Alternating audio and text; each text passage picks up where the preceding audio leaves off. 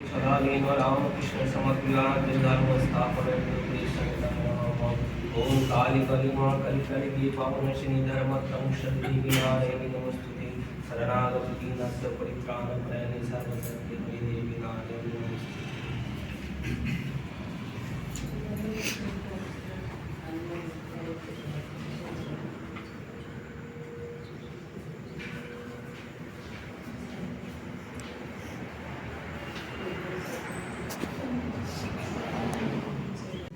তারপরে শিব নিজ প্রতাপে সেই দক্ষ যজ্ঞ নষ্ট করে নিজে যজ্ঞ ভাগ আদায় করে নেন।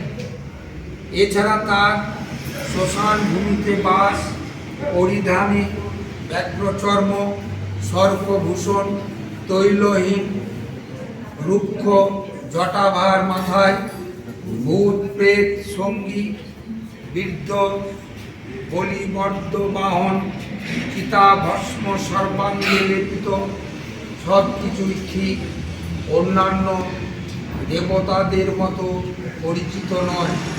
এসবই অনার্যদের রূপসজ্জার কাছাকাছি।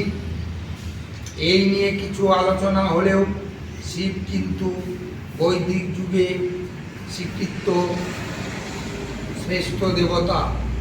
অবশ্য তখন তার নাম শিব ছিল না, নাম ছিল মহারুদ্র। বৈদিক সূক্ত অনুসরণ করলে শিবকে অবৈদিক দেবতা বলে উড়িয়ে দেওয়া যায় না। বৈদিক পরবর্তী যুগে নানা পুরাণে শিবকে বৈদিক দেবতা বলে মান্য করা হয়েছে।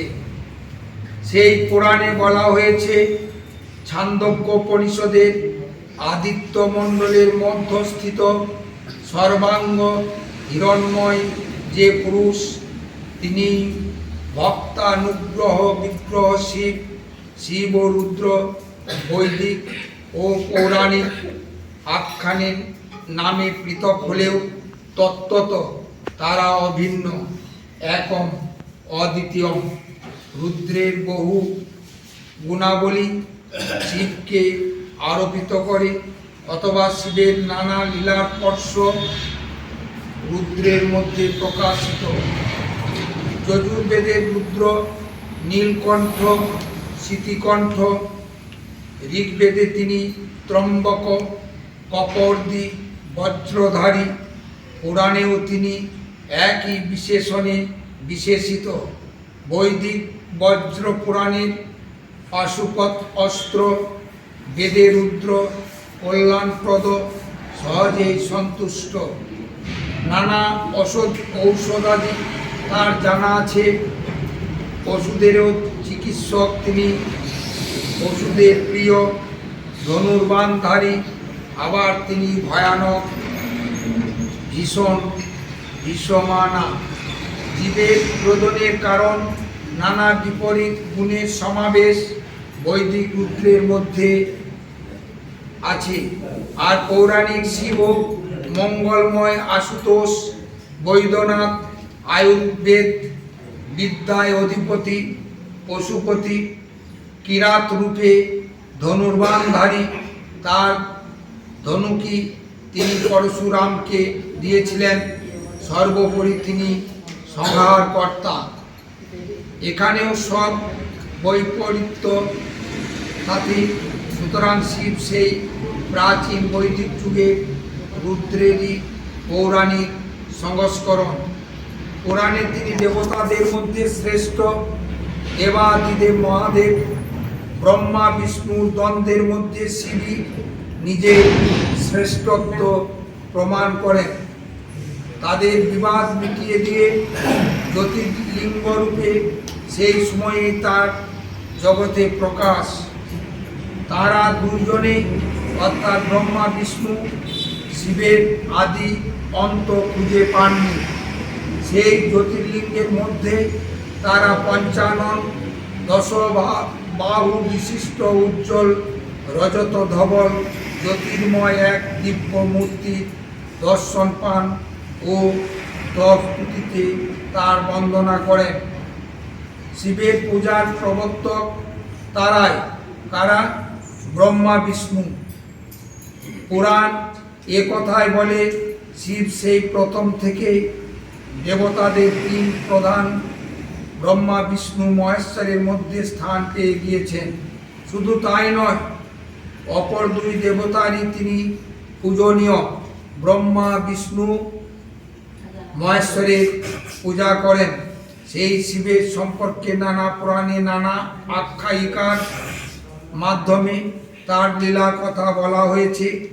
হিন্দুদের বিখ্যাত যে আগম শাস্ত্র, যা তন্ত্র শাস্ত্র, তাও শিব পার্বতীর কথোপকথনের মাধ্যমে আলোচিত। তত্ত্বগভীর বৈদিক অনুভূতির সরল জীবনোপযোগী ব্যাখ্যা এই আগম শাস্ত্র বা তন্ত্র শাস্ত্র। তন্মতে বিস্তার্যতে অনেন ইতি তন্ত্র। বৈদিক বিষয়কে বিস্তারিতভাবে সকলের জন্য প্রয়োগ করবার যে উপায়, তাই হলো তন্ত্র। আর কৃপাময় মহাদেব, করুণাময়ী মা জগদম্বে দুর্গা বা সতী সামনে রেখে সংসার সন্তপ্ত ভোগমুখী সন্তানদের আত্মজ্ঞান বা ঈশ্বর লাভের পথকে সহজ করে দেওয়ার জন্য এই আগম শাস্ত্র সৃষ্টি করেন। শিব শক্তি তত্ত্ব পুরাণ ও তন্ত্রের এক অভিনব সংযোজন। জ্যোতির্লিঙ্গ প্রসঙ্গে তার আলোচনা অপ্রাসঙ্গিক, তবুও জানার জন্য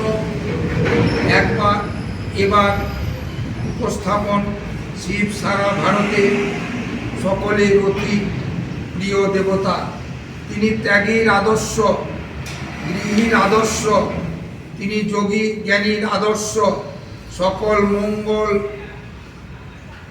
আশীর্বাদে শিব সারা ভারতে নানা স্থানে ছড়িয়াছেন বিগ্রহ ও লিঙ্গ মূর্তিতে। এই লিঙ্গ সম্পর্কেও অনেক কথা বলা যায়, কিন্তু স্থানের অসংকুলনের জন্য তা সম্ভব নয়। শিবলিঙ্গ কোনটি স্থাপিত, কোনটি স্বয়ংভূ, কোনটি বাললিঙ্গ, কোথাও আবার মূর্ত বিগ্রহ।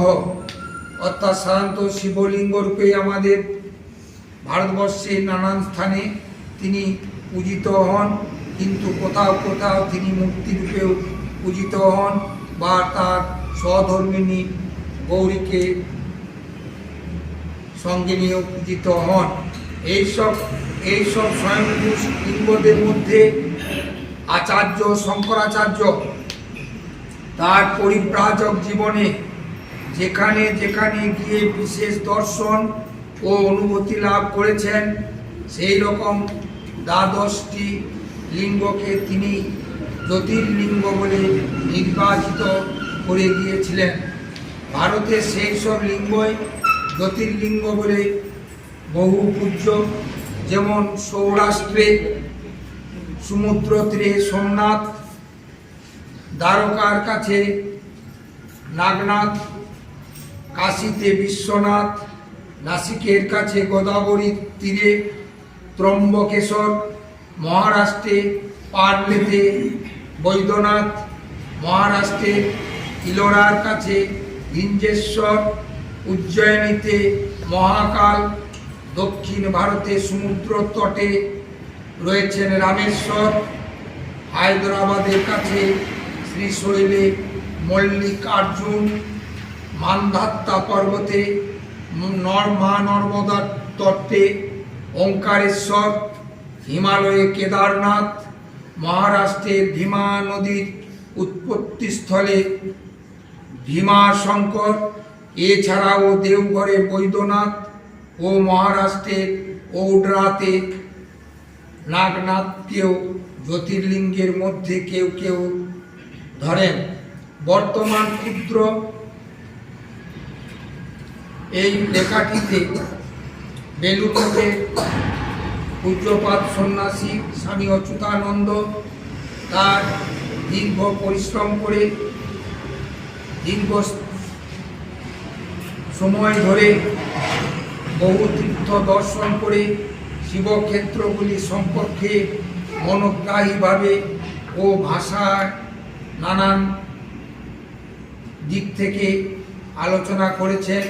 তীর্থ ভ্রমণের সঙ্গে সঙ্গে নানা পৌরাণিক কাহিনী ও খুঁটিনাটি বিষয় সম্পর্কে তিনি আরো তুলে ধরেছেন। ঠাকুর সাক্ষাৎ শিব স্বরূপ কামারপুকুরে যোগীদের শিব মন্দির থেকে বেরিয়ে আসা জ্যোতি থেকেই তার জন্ম। শ্রীরামকৃষ্ণের জন্ম যোগীদের শিব মন্দির, সেখানে থেকে এক জ্যোতি আবির্ভাবে বাল্যে কামারপুকুরের পাইনদের বাড়িতে শিবরাত্রিতে শিবের সাজে তার ভাবাবেশ, সাধনকালে তার উন্মাদনা অবস্থা প্রমাণ করে তিনি সাক্ষাৎ শিবংশে বিরাজমান। এই সবই ঠাকুরের জীবনে শিবভাবের প্রকাশ। আর স্বামীজি ছিলেন তার মা ভুবনেশ্বরী দেবী। তার একটা দৈব সন্তানের জন্য কাশী বীরেশ্বর শিবের কাছে হত্যা দিয়েছিলেন এবং তিনি সামনে সেই বীরেশ্বরকে পেয়েছিলেন তার পুত্র সন্তান রূপী। একেবারে শিশুকালে তার ধ্যানের বিষয় ও খেলাঘরে ঠাকুর ছিলেন ধ্যানমগ্ন শিব। কাশীপুরে শিবরাত্রিতে মঠে শিবের সাজে সাজিয়ে দেওয়া স্বামীজি সাক্ষাৎ শিব হয়ে যেতেন। এইরূপ নানান প্রমাণ আছে।